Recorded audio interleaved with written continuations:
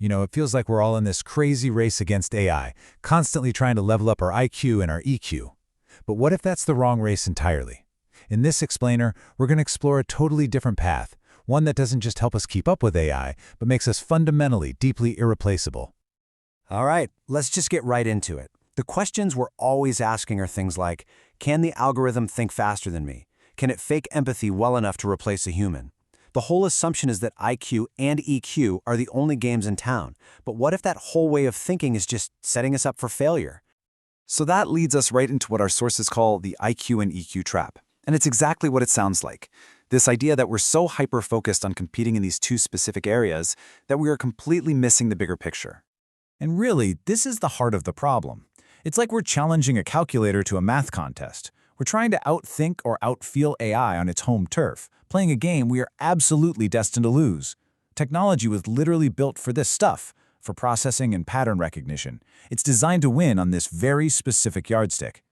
And this comparison really lays it all out. On one hand, you've got us. Our intelligence is, well, it's messy. It's complex, it's adaptive, we get creative.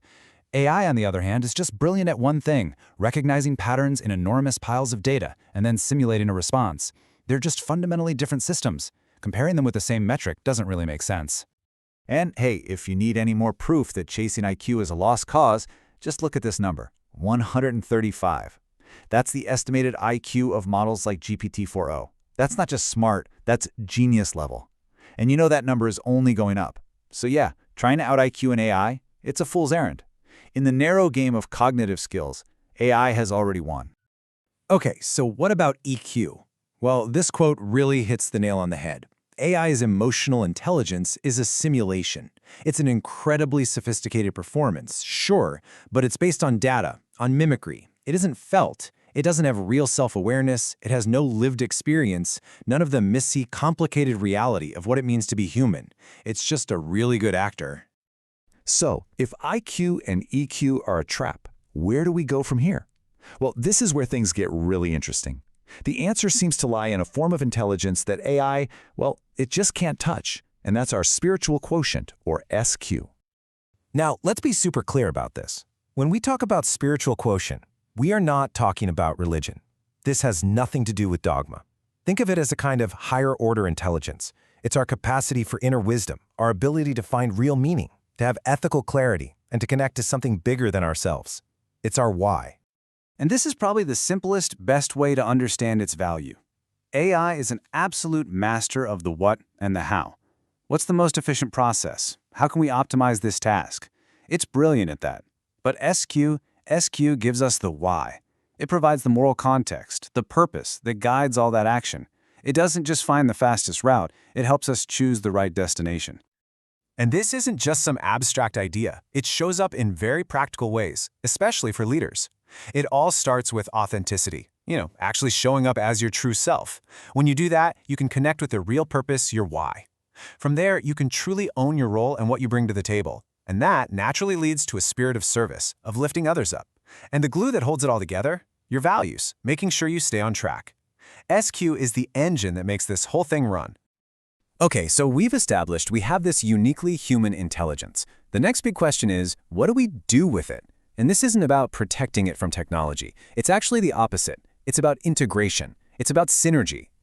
The most important synergy, by far, is how our SQ has to guide the development of AI itself. We can do this by baking in 3 core virtues. First, purpose, making sure AI is always built to serve human well-being. Second, compassion, actively designing these systems to be fair and to fight against our own biases. And third, and this one is huge, humility, programming AI to know its own limits, to be able to say, you know what, a human should probably look at this.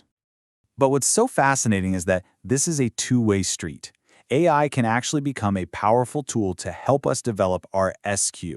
Imagine it handling all the external noise, the emails, the data, so we can focus inward. It could give us personalized self-reflection prompts or make ancient wisdom instantly accessible. Basically, it can manage the information overload, freeing up our mental bandwidth for the real inner work.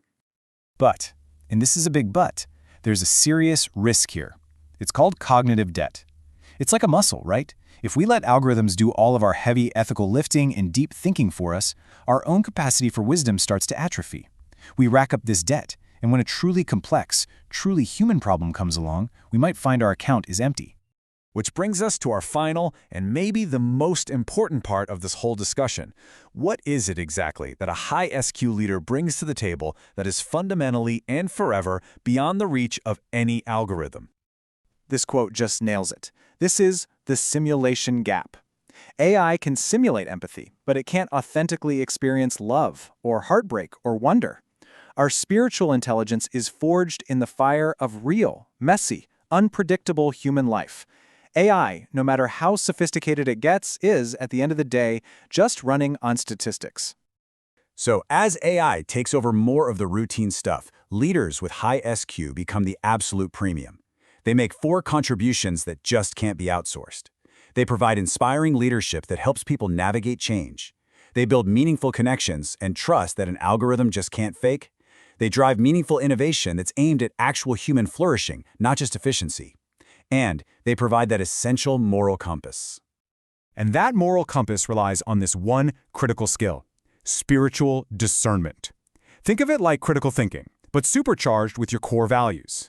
In a world where algorithms are constantly telling you what to buy, what to read, what to believe, discernment is that ability to just pause, take a breath, and filter all that noise through your own inner sense of purpose. It's how we stay in the driver's seat. So I want to leave you with this final thought to chew on. As AI gets better and better at handling the how and the what of your day-to-day work, what happens when you intentionally start cultivating your own SQ? How does that change the why behind everything you do? Does your focus shift from just getting things done to connecting your work to a mission that really, truly matters? Something to think about.